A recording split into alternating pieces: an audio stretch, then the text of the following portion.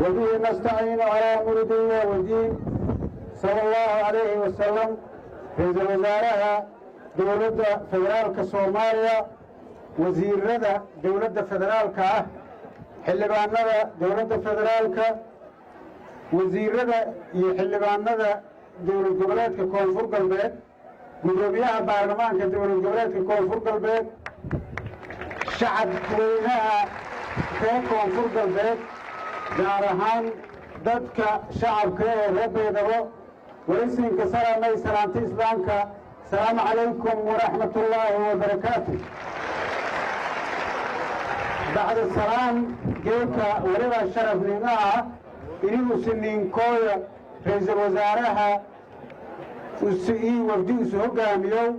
كويا مقالة بيدبو أو عاصمة كوميلجان كونفور قلبين في كونفور قلبين هبوقة وقت بدنا نيل الروق دونه والبدن أور كونفور قلبين باهنا ين هو إلى الرقود دونه يا جيكا مرتين له رئيس الوزراء هذا ويانا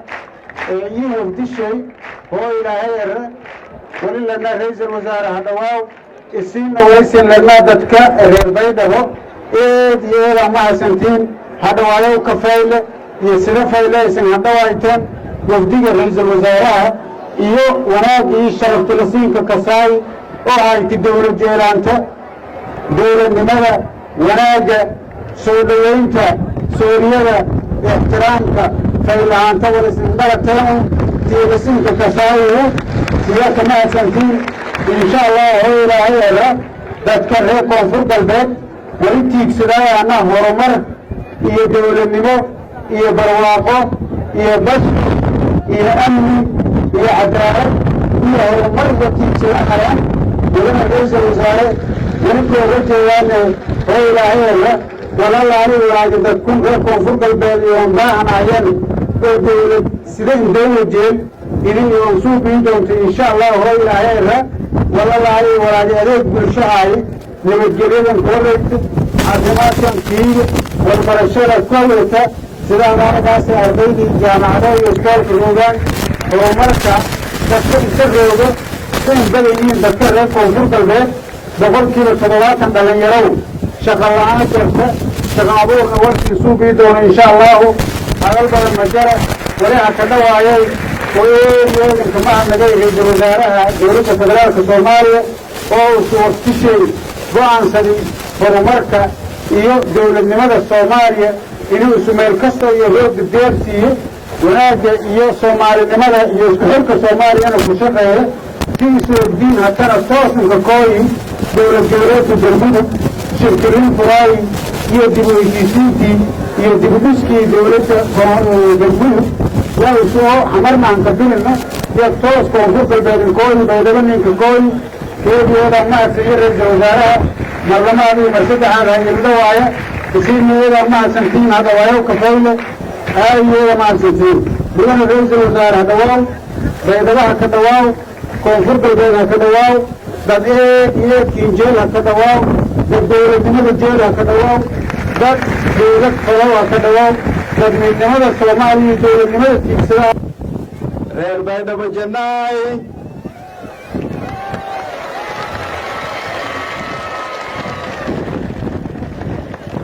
siin salaami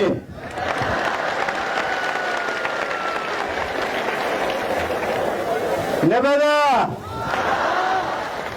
هرقلا بريدة ايد يا ايد يا انك ما تنتين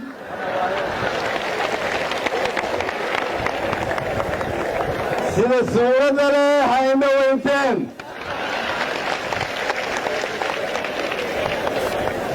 غير بيضاء وجماعي سين هلاوي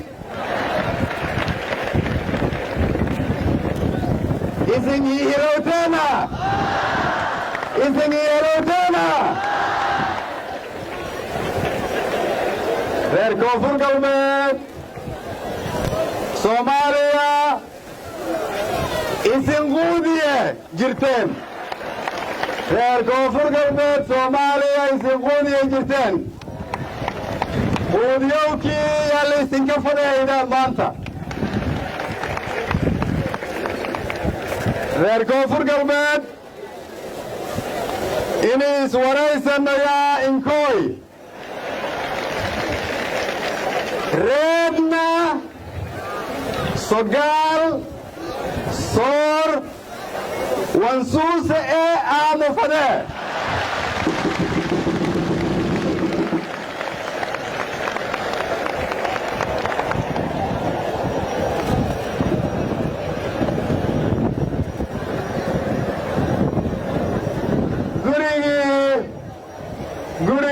gurigii barwaaqadaay baydhaboy ma nabad baa baridii masagadoy baydhaboy ma nabad baa beryaan kala maqnayne baydhaboy ma nabad baa isha biyaha kululiyo berdihii ku caanaay baydhaboy ma nabad baa bulsho nabadda jecelaay baydhaboy ma nabad baa waxaan u mahad celinayaa madaxweyne cabdicasiis laftigaran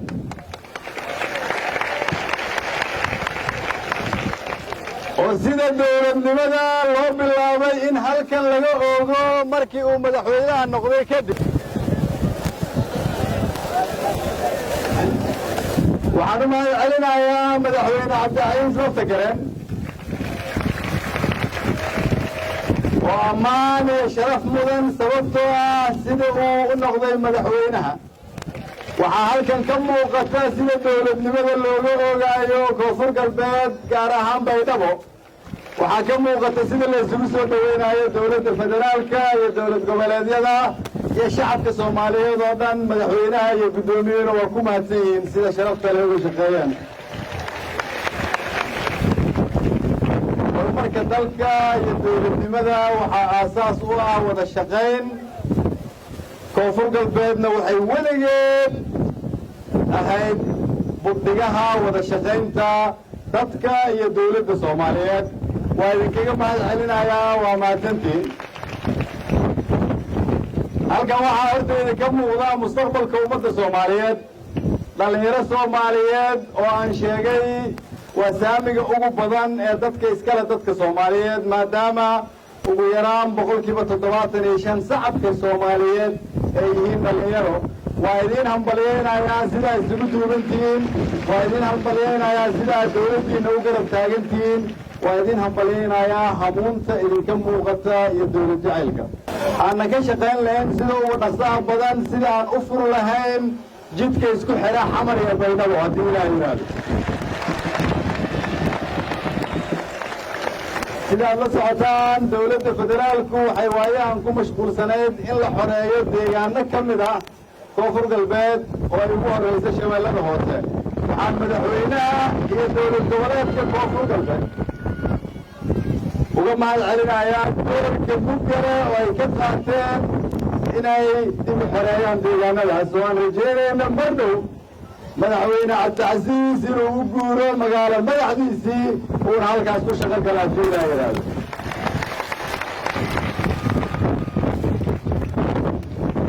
halkan waxaa ka muuqda dad soomaaliyeed oo isku tashaday ka shaqeeyey amnigooda dhisanaya magaaladooda jecel dowladnimo dowladda waxaa laga rabaa inay garab istaagto sidaas daraaddeed ayaan waxaan soo kaxeeyey hay-adaha federaalka oo aan rabo inay idinkala shaqeeyaan caafimaadka waxbarashada dibudhiska dalka amniga iyo sidii dhallinyarada faraha badan halkan joogta shaqo loogu abuuri lahaa haddii ilaa yidhaahdo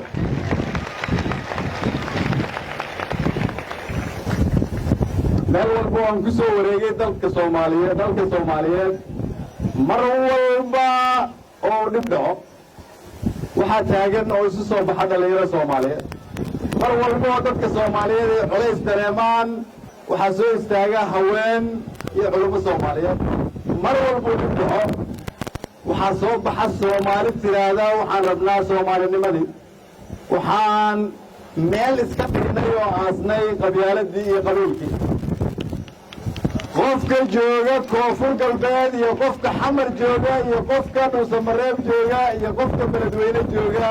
iyo qofka boosaaso jooga kulligood waa dad soomaaliyeed soomaalinimada ka dhaxaysa qabyaaladna ma ogolin mana ku shaqayn doona qabyaalad reer baydhabona waxaan rabnaa inay hormuud ku noqdaan soomaalinimada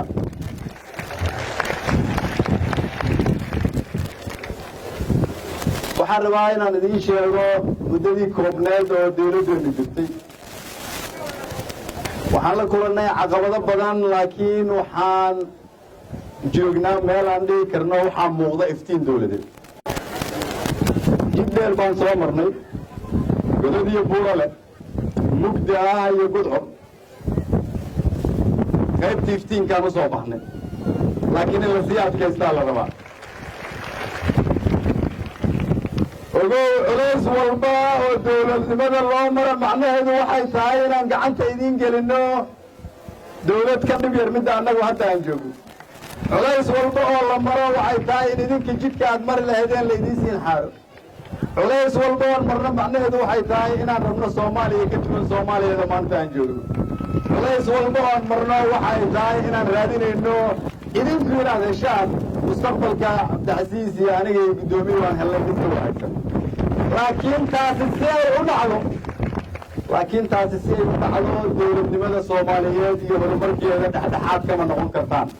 ma daawan kartaan idinkoo u kala jeeda qalad iyo sax ma daawan kartaan haddii dawladnimadiina laydinka qalleeciyo ma ilaashanaysaan dawladnimadiinna ma ka shaqaynaysaan idinku ma ka shaqaynaysaan sidii aad idinku awoodda mustaqbalkuula wareegi lahaydeen anigoo la geli doono wadahadal ballaaran beesha caalamka oo dhan oo maanta halkan isugu imaanaysa oo baydhabo ay soo dhoweyn doonto sida aniga ii soo dhoweysay madaxweynihiina kala hadli doona waxyaabaha uu rabo inay dawladda federaalka ku caawiso aan aaminsanahay inaan shaqooyin badan halkan ka qabanayno waxaan ku bilaabaynaa marka hore ballanqaadka ugu horreeya oo ah in dhallinyarada reer baydhabo halkan joogtay ku farxaan in laga bilaabo maalinta beriyaha dawladda federaalku ay ka shaqayn doonto in laydiin dhisa garoonkan waa mahadsantiin wasalaamu calaykum waraxmatullahi wabarakatu.